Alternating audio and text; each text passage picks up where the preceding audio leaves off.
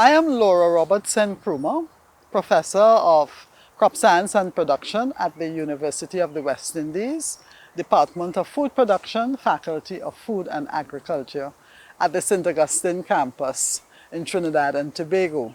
Today we are in the fruit crop collection of the faculty that is at the University Field Station in Valsine. This is one of my favorite spots at the University Field Station because it is a collection of fruits, a collection of tropical fruits.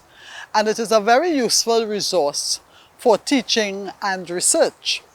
Very importantly, it is an important facility for encouraging the consumption and cultivation of fruit crops in Trinidad and Tobago and of course throughout the region.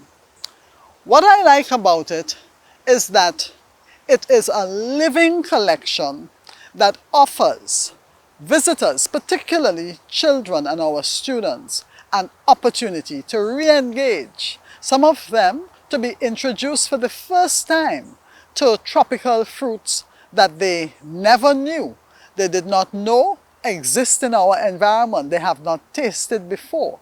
That is such a part of our culture previously, but they are missing out because these fruits are no longer consumed or are parts of our diets. Okay? So often when people think about having fruits in the diet, they think about foreign fruits that we have to import. The apples, the pears, grapes, cantaloupes, and that sort of thing. But we have quite a diversity here, and that is what this collection represents, and that is its value as a teaching and research resource. So why fruits? Fruits are a very, very important part of our diet. They are easily available to us for consumption, and they give us important nutrients. For example, most fruits are sweet, and that sweetness comes from the natural sugars that are a part of their constituents, and those sugars are important for energy. We also have a lot of water in fruits, very important as part of our own physical makeup, and not to mention the vitamins and the minerals that are a part of our enzymatic systems, for example, that support metabolic activities that are critical to our proper functioning. An important part of fruits as well, an important constituent of fruits as well, is their fiber content that is so important to gut health and so on. So that fruits are a tremendous source of very, very important nutrients. However, we do not consume as much fruit as we ought to. And this causes a certain amount of ill health. Some of our chronic lifestyle diseases are due to the fact that our fruit intake is too low. One of the things that I most appreciate about tropical fruits is the sheer diversity that we have. And this collection reflects that in a small way. Among our native species is the West Indian cherry that is native to the Caribbean. We have also the puadu, you have a young pod. We also have the tamarind or tamarind, okay, from Africa. And this particular tree is a sweet tamarind from Thailand. We have behind us the mangoes from Southeast Asia, and also we have five fingers or carambola from Southeast Asia, sapodillas from our part of the world here in the tropical Americas and the Caribbean. So that there is a lot that we have different in terms of their size, their shapes, their flavors, their what we can do with them, and so this diversity is something that we need to appreciate. There is something in the fruit family for everybody. There must be a flavor that will appeal to you. Maybe not everything, but you will find that there is something for everybody. And they offer themselves a very wide range of uses. And talking about utilization, of course, the most convenient way to make use of fruits is to eat them fresh. You know, you can have them just harvested directly from the tree. You wash them, of course, and you can have them fresh. Look at, for example, this nice 5-finger that we have here. This one is almost ripe. We have a lovely bunch right here. This is a beautiful fruit for using. As we said, we can just eat it straight out of hand, but we can also cut it in cross section and put it in salad, so it adds quite a lot of interest to a salad in terms of its shape. And this is a sweet one, so that that is what allows us to eat it just straight out of hand. It's not one of the tart acid ones, which are better for processing. And that is again part of the diversity of fruits, that we have different varieties so that we can process. We can make juices, we can dry, we can, when they are dried, we can make them into diced fruits that we can add to things like our sweetbreads and cakes and that sort of thing. We can make concentrates, fruit leathers, a range of stuff.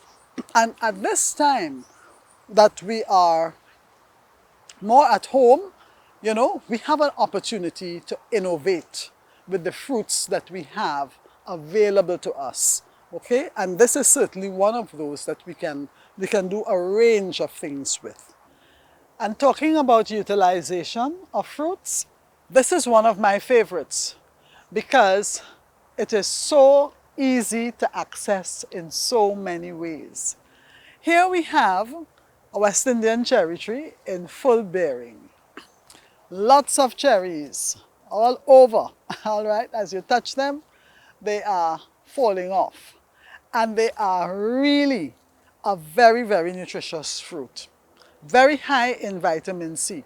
You know, as a child, I would have learned in school an apple a day keeps the doctor away because of the vitamin C content of apples. Well, the West Indian cherry trumps apples anytime, okay? And they are so small and handy, quite delicious. These are quite sweet. I enjoy them. And especially in these COVID times, great for boosting the immunity. You know, what I like about them as well, they do not grow very tall. You know, you can actually keep them short, and any child can harvest these cherries easily. You don't need to have a harvesting aid, which makes this very great for home gardens. This tree was last in bearing in April, and here it is again. We are in June and it's bearing again. So this is one of our species that can give us several crops per year.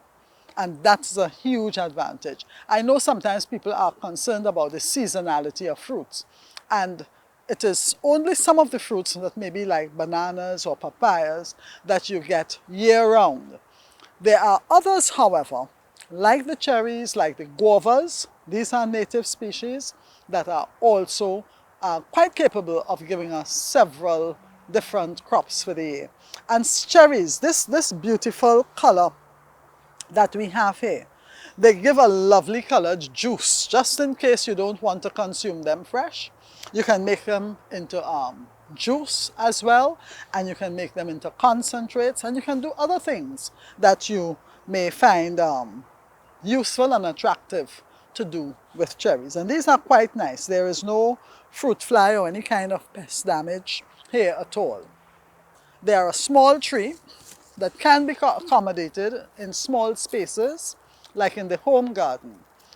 And that's an advantage, because another reason a lot of people do not access fruits is that they think that the trees are too big, like the mango trees, and they feel that, you know, they take up too much space. And we accept that, we understand that, and we recognize that you need to have more space, which is available in rural areas, for the growth of trees like the mango trees, although there are some small species, there are some small cultivars, such as the Julie mango, that can occupy much smaller spaces. And you can also prune your mango trees so that you are able to get them at smaller size and bearing. But this is a nice one for the home garden, and as I said, I like it because even children can have access to it, and the seeds, you can always plant them, and they produce more plants that you can share with neighbors and friends. So that in that way we can have communities growing fruit trees and that we can share. These are ways in which we can have fruit-rich communities, all right, and ensure better health and nutrition for all of our people, from very young right through to the elderly. Now, another tropical fruit crop species that is very, very useful in our environment is the Pommecythere, as we know it in Trinidad, or golden apple, as it may be called elsewhere, or even amberella. Those are all names, but we know it as Pommecythere. And this one is the Dwarf Pommecythere variety or cultivar. What is so interesting about this particular variety is that it's another one that you can grow in the home garden. It requires very little space because it does not get to the very tall size of the regular ones that we are accustomed to. The other thing that is important and very, very distinctive about this particular variety is that it comes into bearing early. You know, within 6 months, it starts to flower. And once it starts to flower, it is always in production. So that on one tree, we can have fruits of different sizes, different stages of maturity. So we have some here from the main stem that are pretty large, roughly about 5 centimeters in diameter. Then we have another bunch here that is laden. We have, you know, of different sizes all the time on the tree. And this one can be also, these fruits can be eaten fresh out of hand. They are also processed. People use them in juices. They use them in pickles. They can be used in jams. They can be quite, especially if you leave them to ripen, they can also be very flavorful, all right? And they can be used to flavor anything. They can be used as flavors for ice creams, you know. So when we think about utilization, this is one that offers a lot of opportunity for utilization, from fresh right into processed products. It's a great tree to have in the home garden, and again, it is quite nutritious as well and easy to grow. All right. Another advantage of tropical fruits is that there is a fruit for every season of the year. We were looking a while ago at the West Indian cherries, for example, that are in full bearing at this time. We looked at the dwarf Pommecythere that also we see they are continuously bearing. Here is yet another species that shows us that we have this fresh, you know, expectation that we can have throughout the year of having difference in taste, difference in colors, but the nutritional benefit is sustained. We have here the Pommerac that has now begun to flower, and so in another few weeks this is just going to be laden with fruits, even as other species that are currently bearing have gone out of bearing. So as we have discussed, we have a wide range of fruits available to us here in Trinidad and Tobago, a wide range of tropical fruits that we can enjoy. We were just looking at the Pommerac that is now coming into bearing, but we will also see that we have related to it the wax apple that is fully in bearing, so that there are a range of advantages to the consumption of our tropical fruits. The offer a wide diversity. We have a lot of different flavors, colors, shapes, sizes that we can draw from. They can be consumed fresh, which is the cheapest way to go. We don't need any foreign exchange for that, as well as they can be processed into many different forms, juices, concentrates, dried fruits. We can use them in ice creams. All of those are ways in which they can be used in pies and puddings and whatever. And also, there is a range of environments in which they can be grown.